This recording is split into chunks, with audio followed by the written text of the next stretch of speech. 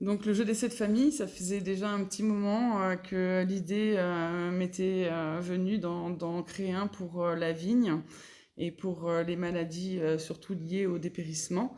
Et grâce à la venue du PNDV à Tours en 2022 en Bourgogne, on a pu élaborer une première version.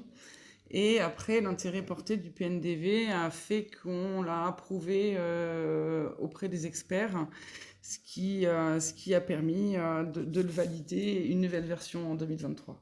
Tout à fait. Dans ce jeu, on a choisi le ludique pour rendre accessibles des informations assez complexes qui ne sont pas toujours bien comprises sur le terrain. On simplifie l'information pour une compréhension rapide, mais on intrigue aussi. Si les maladies se ressemblent toutes, leurs histoires et leurs combats sont uniques et sont vraiment spécifiques, et c'est ce qu'on veut mettre en avant dans ce jeu.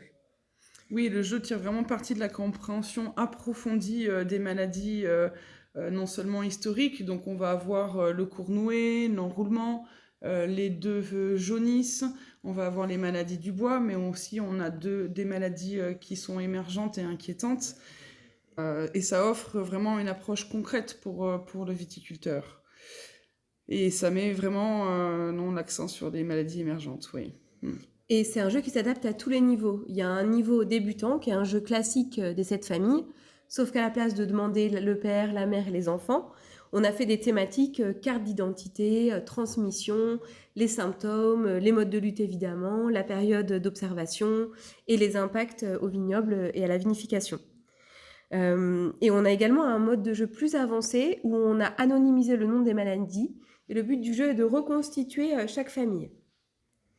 Et du coup, c'est grâce au PNDV et au 15 du plan, avec le déploiement qu'ils ont au niveau national, que la diffusion, elle s'est vraiment faite sur ce jeu. Et combien on a de commandes là déjà? On a à peu près 1800 commandes pour cette année, un peu dans tous les vignobles.